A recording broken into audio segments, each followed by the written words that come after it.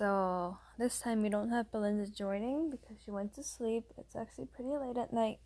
But I don't know. I just decided today. I guess I got inspired because I saw Michelle Obama and Barack Obama reading some books to kids.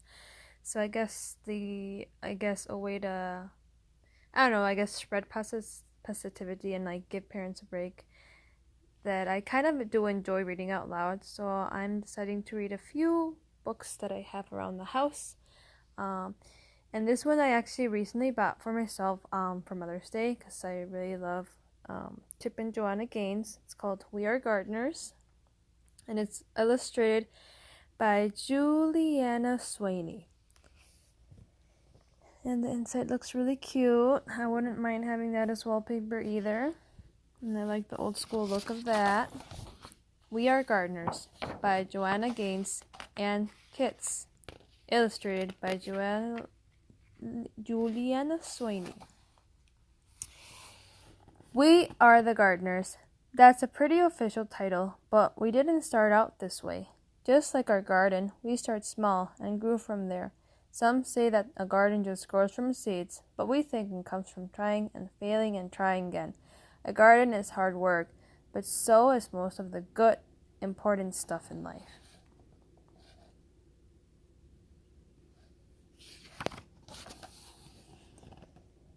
Our family's garden story began with one small potted fern Dad stumbled upon it at the hardware store when he ran in for some supplies. He said it just was too cute to leave behind, and he thought it would make Mom smile. And it did. So that's their little shed, all nice and organized. Then there's the bird at the window. Is that called a robin? And I like how it's from biggest to littlest kids in order.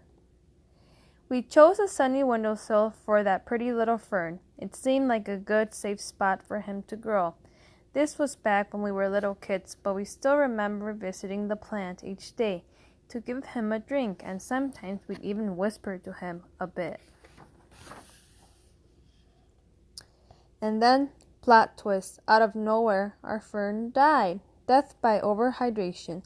That's just a fancy way of saying we gave him way too much water.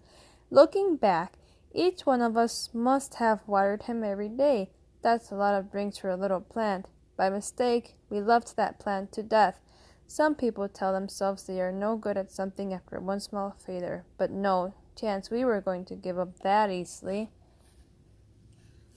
So we checked out some books from the library, and we found out that ferns can be tricky and prefer to live in a shady spot. Apparently, a plant's leaves can communicate to us what they're needing. We also learned that most plants have good manners and like to sip, not gulp. Lessons learned. Dad got us a fresh fern, and with it came fresh hope. This time, we set the pot on our piano, way on the other side of the room, where the sun wouldn't give him so much attention. We made a watering schedule and took turns saying a lot of nice things to our little sprout of plant. And fern number 2 lived and thrived and grew. And finally, Mom got him a little potted friend. And then another. And then one or two more.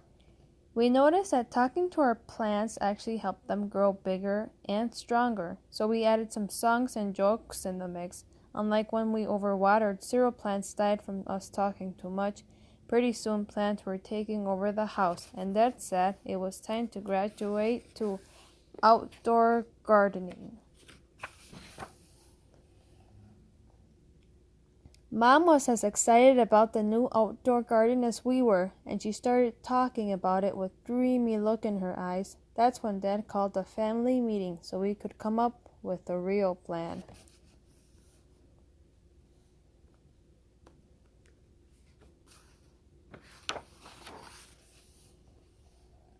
We all gathered around the kitchen table and got to work dreaming, planning, and drawing things out.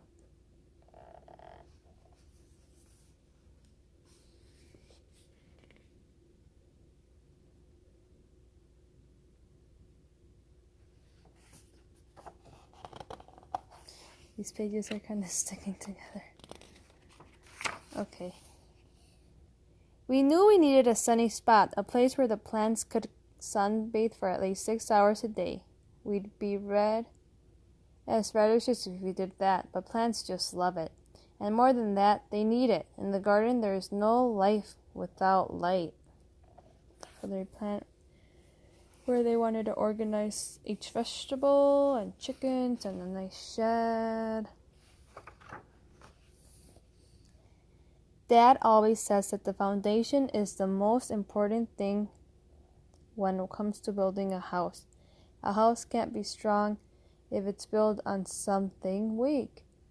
And the same holds true in the garden. So to make the foundation of our garden strong, we filled it with something called soil, good soil, which includes a bunch of tiny living things called organisms and can grow things in it.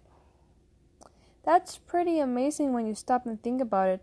A whole hidden world of life is happening beneath our feet. Just because you can't see the good things with your eyes doesn't mean they're not there. And another cool thing about soil is that it feeds and strengthens the seeds we sow, and then like a miracle, plants and flowers burst out of the ground. And then there's a little bug there.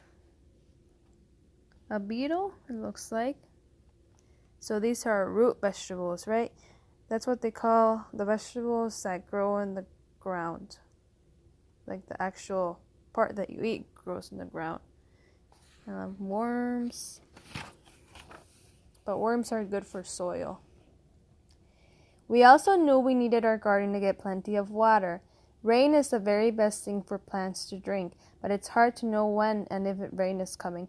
So a couple other options to keep plants hydrated are to collect rainwater or use a sprinkler or garden hose to get the job done.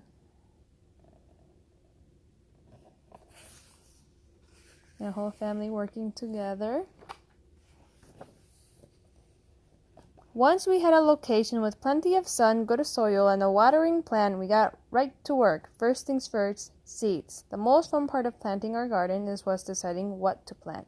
We started with the food we like to eat, like strawberries and tomatoes, and then we chose some pretty flowers to keep them company. The thing about seeds is that they're everyday miracles. Everything a plant will grow up to be is already hidden inside a seed. We chose flowers like zinnia, sunflowers, and cosmos so that pollinators would visit our garden. Butterflies, hummingbirds, and bees spread pollen around from flower to flower, encouraging even more things to bloom. We like knowing that little helpers are out there in nature working with us to help this garden grow. And there's the bee. There's the nice illustration of the seeds. Very nice illustrations. I think this is the funniest and my favorite one. The bees must have put the word out that we had a pretty good thing, because sure enough, all sorts of other critters started to revive. We quickly found out that there were 3 types of bugs in our backyard: the good, the bad, and the ugly. Let's start with the worst part. It was pretty sad day when the aphids, aphids arrived. They are some of the more well-known villains in the gardening world. They suck the life right out of the plants. But then the ladybugs showed up to eat those pesky aphids for lunch. Ladybugs are for sure part of the hero camp, bravely protecting our plants from harm. And we gotta tell you about earthworms. They're like the secret agents of the garden. Earthworms eat all of the dead things like old roots and leaves and turn them into life for the soil. Every time we found one, we would all high five and celebrate. They aren't pretty, but who cares? They're awesome.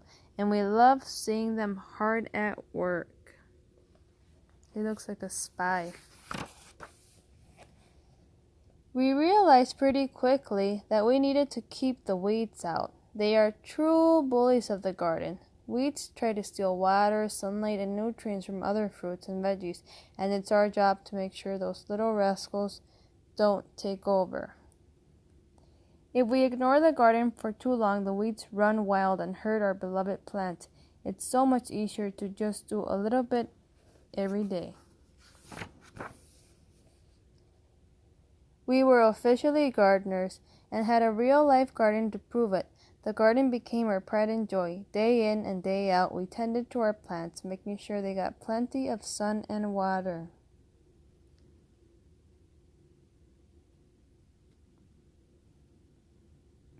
Every time a new plant sprouted up from the ground, our excitement grew right along with it. As time passed, our garden grew bigger, and so did our family. When our garden was finally in full bloom and growing tall, we'd run through the aisles and watch the butterflies flutter around.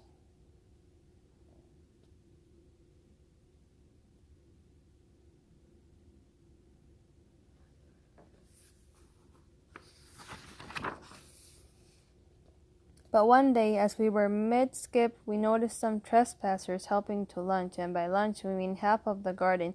Animals may look cute and innocent, but some have a sneaky side. They can wipe out a garden in no time flat. The chickens ate the vegetables, the goats ate Mom's roses, and the bunnies weren't picky at all. They ate anything in sight. Saying goodbye to that many happy plants was even harder than throwing away our very first dead fern. We debated if we should just give up. Was it really worth it to start all over again? Then we remembered one very important detail. We are the gardeners. It was our responsibility not to only grow this garden, but also to protect it. So we put up a little fence to keep the animals out and got to work rebuilding our garden. See, I realized this because I planted some flowers recently, and I didn't know that bunnies actually ate the seed of flowers, but I found out through a friend, and also because, well, there was two missing. And then I posted it, and my friend said, "Oh, bunnies love flowers." So, yeah, but I'm not an expert gardener like that. But actually, my goal is, because I have all the seeds like them, is to plant my garden. So anyways, this is the next page, and it looks nice. Everything's growing, and I think they're making some food from their garden, vegetables. It didn't take long to get our plants and flowers growing tall. Again, to this day, our very favorite days are when we get to gather the fruits of our labor. Mom loves to set the table with pretty flowers in every color you can imagine. We help her dream up recipes for the food we've grown. Sometimes when we see all of the beauty laid out, we can't believe our hands helped bring it to life, and it makes all the hard work worth it. It's what keeps us coming back day after day, season after season.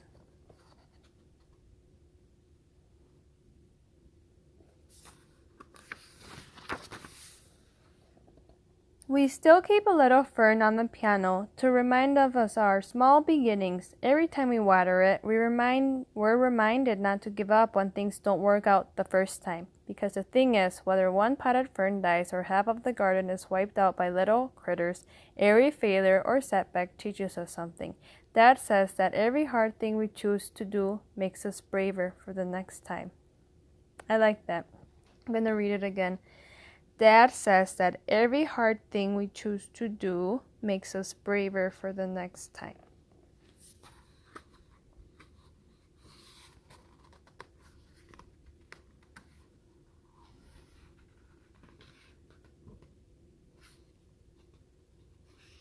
I really like the flowers.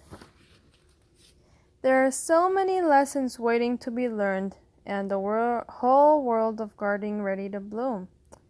We are the gardeners, and you can be too.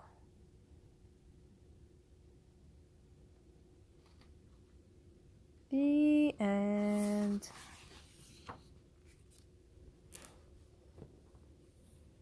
This is what it looks like in the back. Really cute illustrations.